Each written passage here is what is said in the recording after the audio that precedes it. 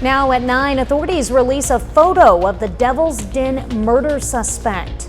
Plus, some communities in the Show Me state will see a drop in marijuana taxes.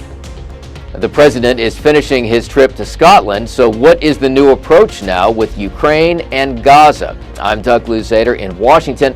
We'll have more on what the president has said about both conflicts coming up. The 4 states' most watched news starts now.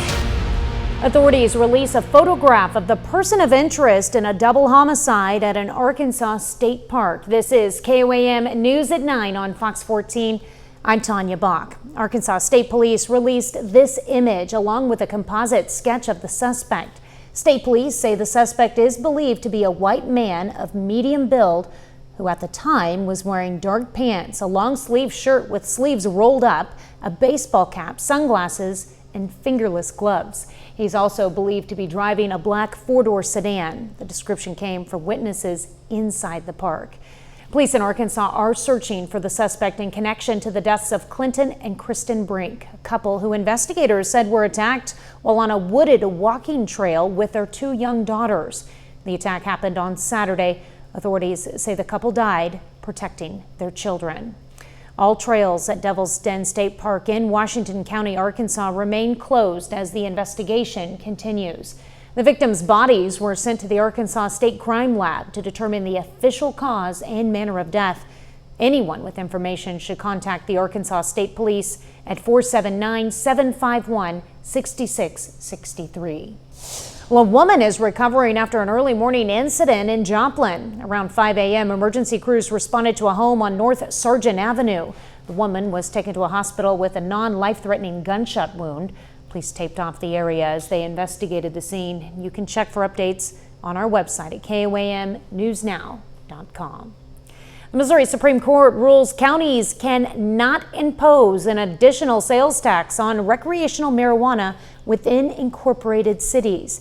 In November, Jasper County leaders spoke to KOAM about who had the right to tax the approved 3% sales tax on recreational marijuana. KOAM's Lonnie Walton learned it could save Missouri taxpayers $3 million every month.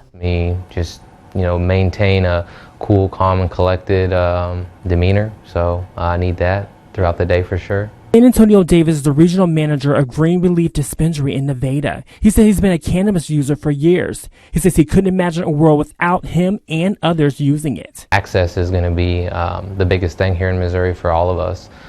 So making sure that there's a place where you can go get it safely and that it's affordable for you. That's what a case ruled on by the Missouri Supreme Court is all about. Attorney Eric Walter says previously Missouris were being charged a voter-approved 3% sales tax on marijuana by cities, and that's fine. However, the cities weren't the only ones taxing buyers. That meant that the tax rate was in the neighborhood of 17 or 18% overall, which is a lot.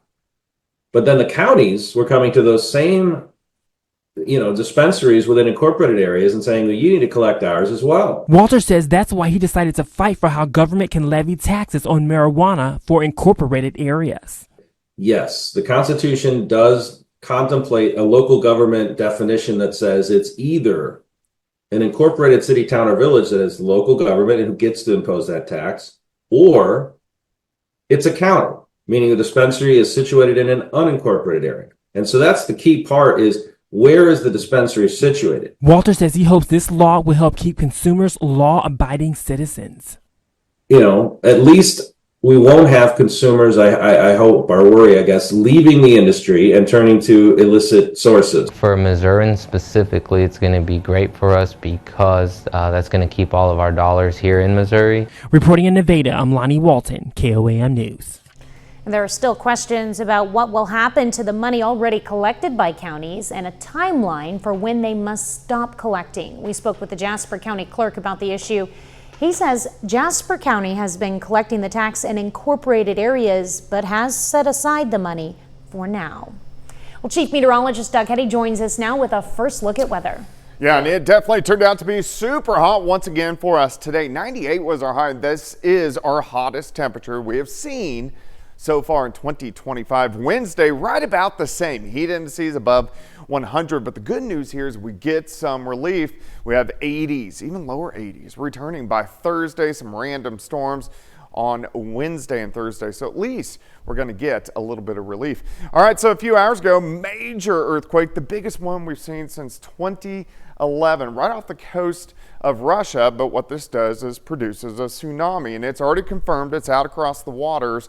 And we can see from Alaska all the way through parts of Canada, they are going to have tsunami warnings also in Hawaii, and then eventually the western seaboard here in about 6 or 7 hours with tsunami conditions moving in, which doesn't give people a lot of time to prepare. So we're going to be talking about that and of course our changes here in just a bit.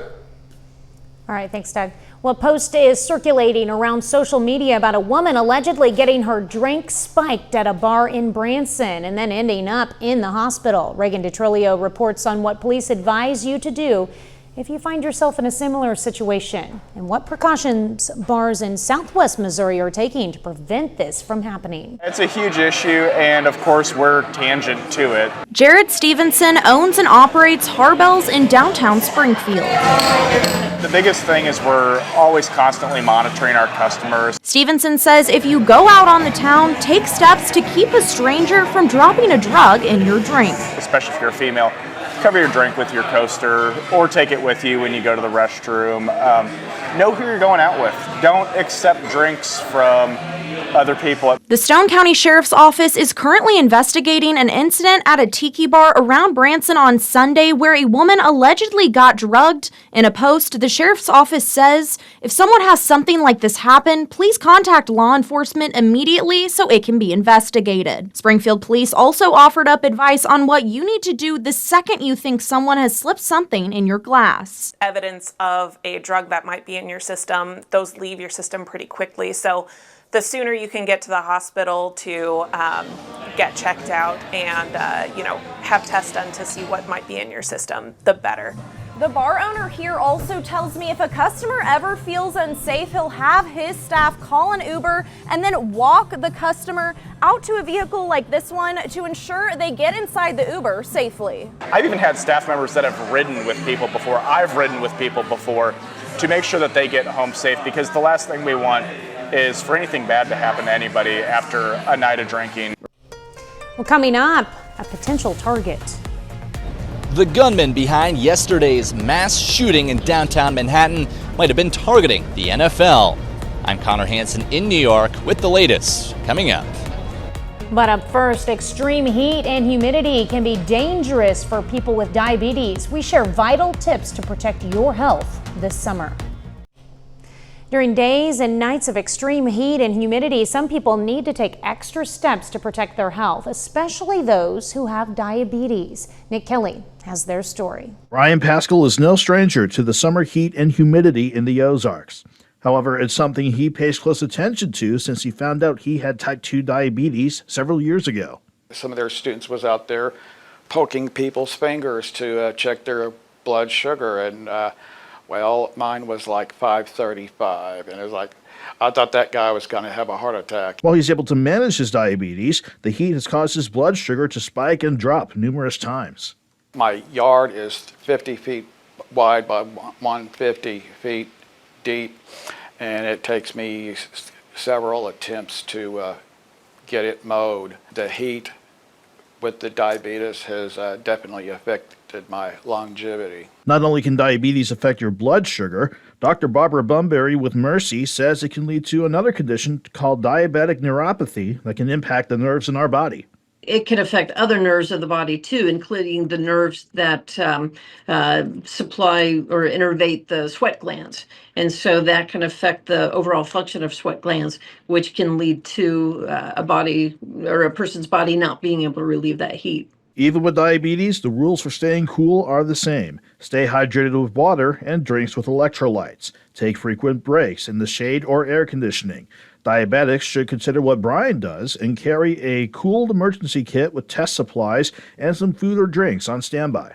That's a good thing for anybody that's diabetic that has had issues with low blood sugar, to have something on hand, whether it's glucose tablets, peanut butter crackers, orange juice, something that they can take quickly if they start having a drop in their blood sugar. As for Brian, he wants to remind everyone with diabetes and dealing with the heat to pay careful attention. Keep monitoring your body, and don't fluff things off. Don't think, oh, I got to be a big macho and like this, but listen to your body. Both Brian and Dr. Bumberry say if you need any help managing your diabetes in the heat, reach out to your doctor or call 911 if you worry you're having a medical emergency. Well, Doug is next with a complete look at the forecast. And later, President Trump returns from Scotland with a big win on trade, a new deal with the European Union, and warnings for countries still on the fence. Well, super hot, super humid once again for us today. And there have been a few late afternoon, evening little thunderstorms that popped up. Most of these are pretty much falling apart now that we are losing the heating of the day. But you can see those guys right across southwestern Missouri. Zooming in, you can see one little shower just to the north of Monette. But our rain chances will actually go up just a little bit as we go through the next couple days. All right, let me take you through time. Here's tomorrow morning.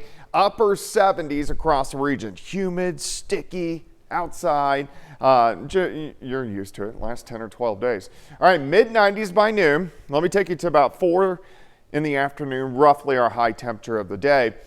Temp sitting 96, 97, 98 degrees once again. We are going to have some showers trying to pop up, very similar to today. With the heating of the day, better chances towards Springfield and Branson. However, tomorrow night, this line, this is a wonderful cold front. So this cold front is heading in, scattered thunderstorms, not widespread, but scattered thunderstorms along the front, dropping south and east. It looks like the higher potential to get rain is if you live in southwestern Missouri. Here's midnight, scattered showers and thunderstorms continue to press through. And then we are behind the front as we go into Thursday morning. Still a few pop-up showers, especially Thursday morning, but look at the temperatures Thursday afternoon. We're talking 80s, lower 80s, low to mid 80s across the area. And then you're going to love this, 60s for lows by the time we head into Friday morning. 77 in the morning, 93 by noon, high temp 98. On your Wednesday, great shot of our Cornell Arts and Entertainment Complex. Tower cam, we are looking downtown Joplin, zooming in. Look at our dew points.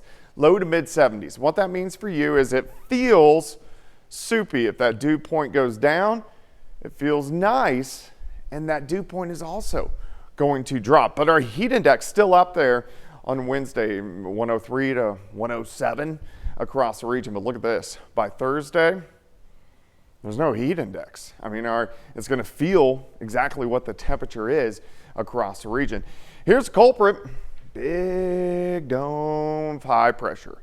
Our big heat dome across the region, more like a U, but this is going to shift off toward the west as we go through the next several days. As it does so, it allows these waves to rotate around it, one, giving us some chances for rain, but it takes that heat and it takes that humidity and shoves it back toward the south and to the west. It's only going to last about 3 or 4 days. Enjoy it, because we're going to rage right back up into the 90s as we go into next week. 98 on your Wednesday, 86 Thursday, 83 on Friday. No humidity or low for this time of the year. 84 Saturday, and then we race right back into the upper 90s by the middle of next week. But finally a weekend with a little break. I mean, thank you, Doug. I know. Thank you. I worked hard. All right, thanks, Doug. Well, new signs coming to Fort Scott will help showcase the town's history. The Wayman Chapel African Methodist Episcopal Church Commemorative Park is the site of the installation of a series of informational signs. The historic site was once home to the oldest black church in Fort Scott and was often attended by filmmaker Gordon Parks. It was even featured in Parks' film, The Learning Tree. And now the property is a commemorative park, hoping to honor the legacy of the church's role in the local black community and highlight its rich history. We want to be able to keep the history alive for others to see and learn for generations to come. And this is a wonderful way we felt to give honor and tribute for that. And that's a way that people can learn more about the history of the church and the connections along with Fort Scott. The commemorative project was made possible with support from community organizations like the Bourbon County Historical Association, Fort Scott Community College Foundation, and the Gordon Parks Museum. Coming up next, a new trade deal. President Trump is heading home after securing yet another trade deal. I'm Rebecca Castor with where talks with other countries stand ahead of a Friday deadline. President Donald Trump is heading home from Scotland with a major trade deal in hand, while other countries scramble to finalize deals before Friday's deadline. Fox's Rebecca Castor has more from Washington. President Trump's trip to Scotland was about more than just golf and bagpipes. He's heading back to Washington with another trade deal in his pocket after the European Union agreed to a 15% tariff on most goods and to invest hundreds of billions of dollars in the U.S. The European Union is the monster deal, and they agreed for the first time ever to cut all their tariffs, cut their barriers, and let American businesses and farmers and ranchers and fishermen finally sell into the European Union. The announcement comes just ahead of Friday's deadline when the president says, "We're going to be setting a tariff for essentially the rest of the world, and that's what they're going to pay if they want to do business in the United States. It'll be somewhere in the 15 to 20% range." That's higher than the 10% tariff most countries are paying now, but less than he threatened to impose for some. Canada was staring down a 35% tax on some exports, but the prime minister is still trying to work out a deal he'll be happy with. Negotiations are at a intense phase. There is a landing zone that's possible, but we have to get there, and we'll see what happens. Another major trading partner still without a finalized deal is China. Officials are in Sweden for more talks, but Fox is told they're making slow progress. U.S. officials say they hope to extend their 90-day tariff truce with China while negotiations continue.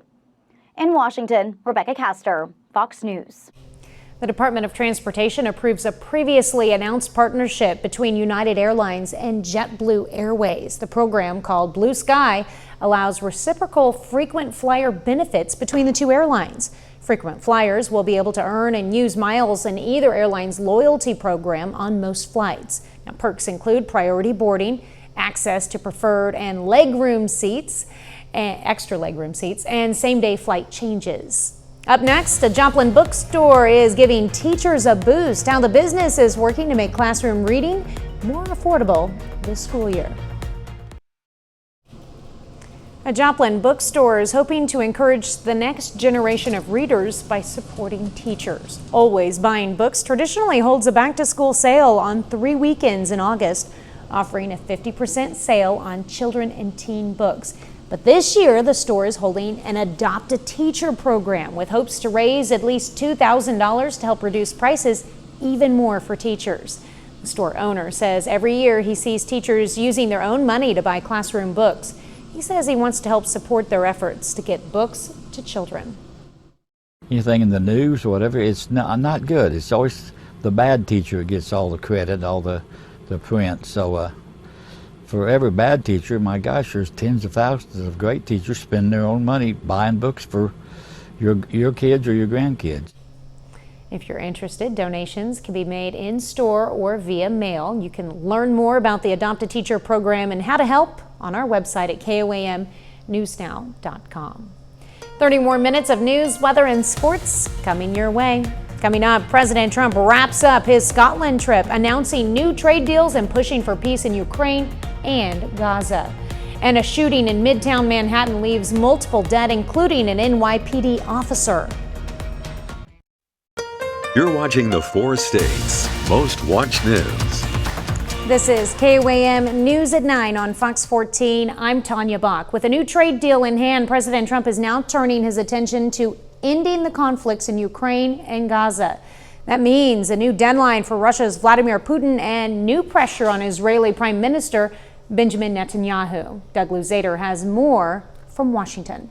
Thus far, the president's trip to Scotland has been focused on trade, golf, and ending 2 of the world's most intractable conflicts. With the president's Scottish roots, President Trump taking some practice swings at his new golf course in Scotland this morning, just before a ribbon cutting, one last stop to close a trip that has been a combination of promotion and diplomacy. I'm averaging about a war a month. Just a day earlier, while meeting with British Prime Minister Keir Starmer to talk trade and other issues, he claimed to have already ended 6 conflicts around the world. The war in Ukraine, though, rages on, and a clearly frustrated president says he will now shorten what had been a 50-day deadline for Russian President Vladimir Putin to cut a deal. I'm going to make a new deadline of about 10 or 12 days from today. There's no reason in waiting. That brought a threatening rebuke from former Russian president and deputy chairman of the Russian Security Council, Dmitry Medvedev, who posted, "Each new ultimatum is a threat and a step towards war, not between Russia and Ukraine, but with his own country. Don't go down the Sleepy Joe road." And then there is Gaza. Israeli Prime Minister Benjamin Netanyahu disputed reports of widespread starvation. There is no policy of starvation in Gaza, and there is no starvation in Gaza. But images from Gaza have clearly struck the president. I mean, some of those kids that's real starvation stuff. I see it, and you can't fake that. And that has created new daylight between Trump and Netanyahu, who is facing additional pressure now to allow more aid to flow into Gaza. In Washington, Doug Luzader, Fox News. The Trump administration is moving to reverse a key climate policy that's guided federal environmental regulations for more than a decade. Tuesday, the EPA announced plans to repeal a 2009 finding that links human-caused climate change to public health risk.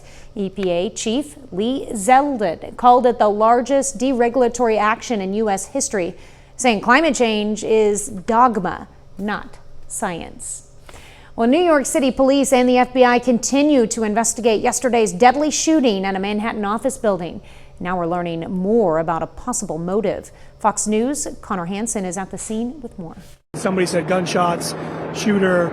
A desperate attempt for answers after a deadly mass shooting at a Midtown Manhattan office building Monday night. 345 Park Avenue is a commercial office building whose tenants include the NFL, Rudin Management, KPMG, and Blackstone.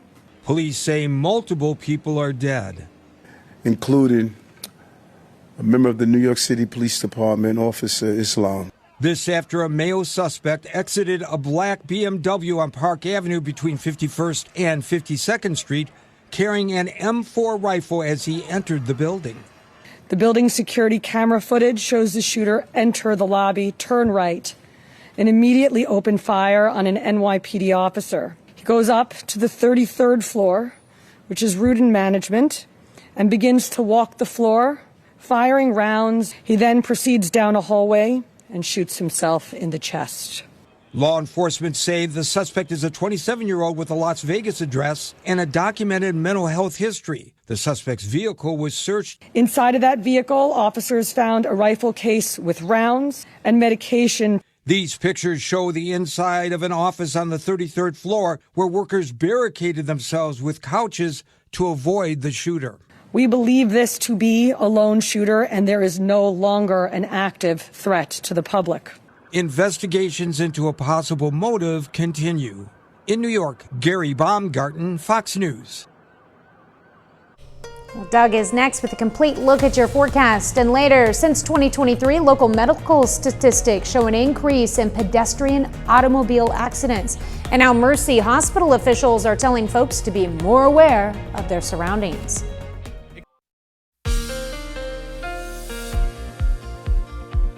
Well, it definitely turned out to be a hot one for us today. Once again, 98 for a high, hottest temperature we have seen so far in 2025. Hopefully, we don't top that 98 mark. May do it again tomorrow.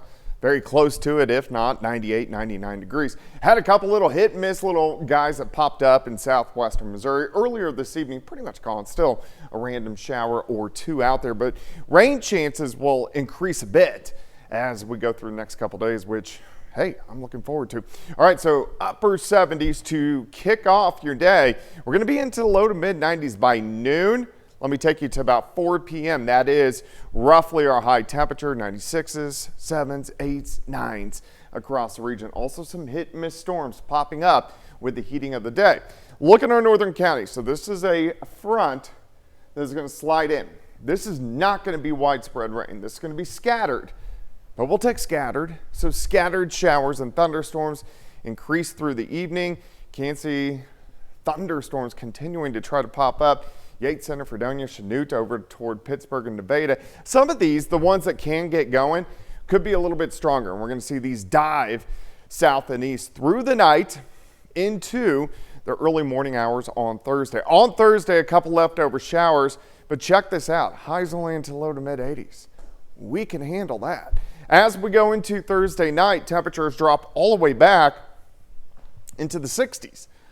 Also something we haven't seen in quite some time. 93 by noon, high temp, 98. Great shot of our Cornell Arts and Entertainment Complex tower cam, Joplin, downtown, looking off toward the north end to the east. Humidity has been up there. Dew points are sitting into the mid 70s. What that means for you is it feels soupy across the region, and those feel like temperatures again tomorrow, 103 to 108. Good news here with that front, our heat index is going to match our temperatures on Thursday. So it's going to feel like mid 80s where our temperatures are going to be. All right, so dome of high pressure right through here. This will start to slip off toward the west. All these little waves rotate around this high pressure, and we're underneath the high, meaning we're under that heat dome. But as high pressure slips west, it takes the heat, humidity with it, and allows these little waves to dip in behind it. In fact, let's go ahead and look toward your weekend. So Friday, partly sunny, lower 80s, pretty good. Saturday, partly sunny, mid 80s. Sunday, partly sunny, upper 80s, but another chance to get some thunderstorms that dip in as we get into, Sunday night and also Monday morning. All right, 98 on your Wednesday, 86 on your Thursday, only 83 on Friday.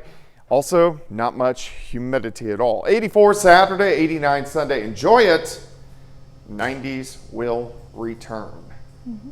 And we have a little bit of showers before the cool down too, so it's like a perfect forecast. Well, it's something, but we'll go with it. Yeah. I mean, it's end of July, beginning of August. What do you expect? All right, thanks, Doug. Well, Freeman Health System recognizes its auxiliary members for a recent donation benefiting the Ozark Center Turnaround Ranch in Joplin. Volunteers raised $8,000 to furnish the facility's newly renovated Family Life Center, adding couches, curtains, and even a kitchen table.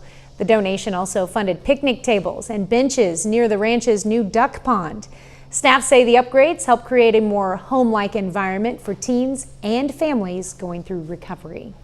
Young people come from a variety of backgrounds, have unique and special needs, and we have to tailor them for those children. And we can do it through the schools, we can do it through the churches, we can do it through organizations throughout the community. The ranch serves around 100 adolescents facing emotional and behavioral challenges. Still ahead, KOAM Sports Director Ryan Blank is in St. Joe giving us a sneak peek at the 2025 Kansas City Chiefs. Plus, a local Little League team wins the state championship to cap off an undefeated playoff run. Finn McLeish has those stories and more up next in sports.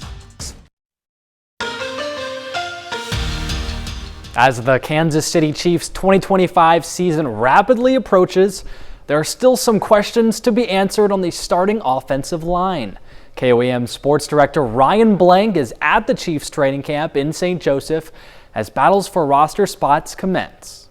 For the Chiefs offensive line so far throughout training camp, the spotlight has been on rookie left tackle standout Josh Simmons. However, there's more work to be done on the left side of the line, with the starting position at left guard open for competition.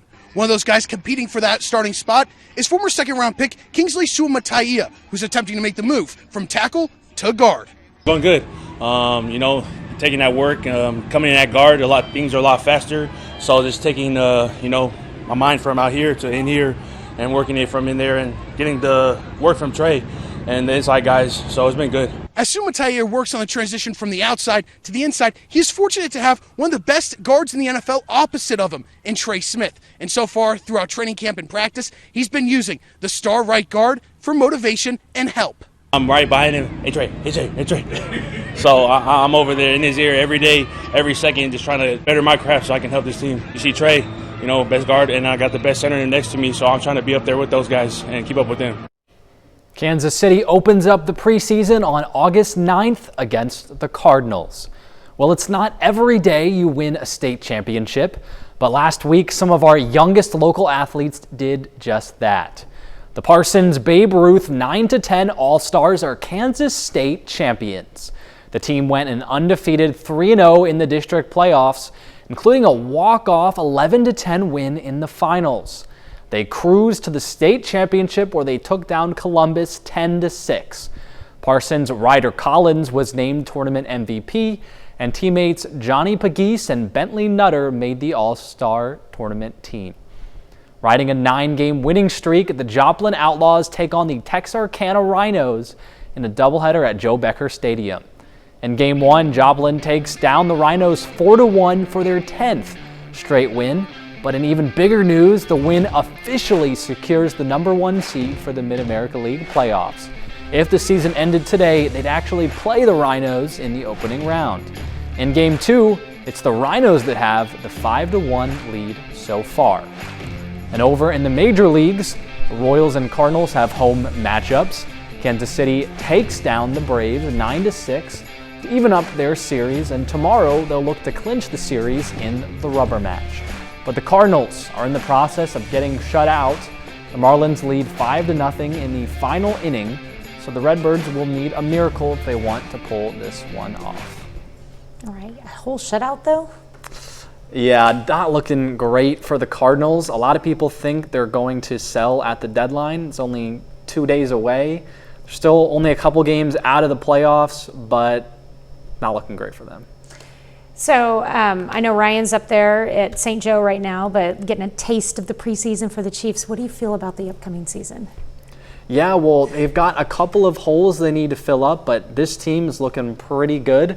As long as they fill those holes, they might be heading back to where they went last year, the Super Bowl. Sounds good.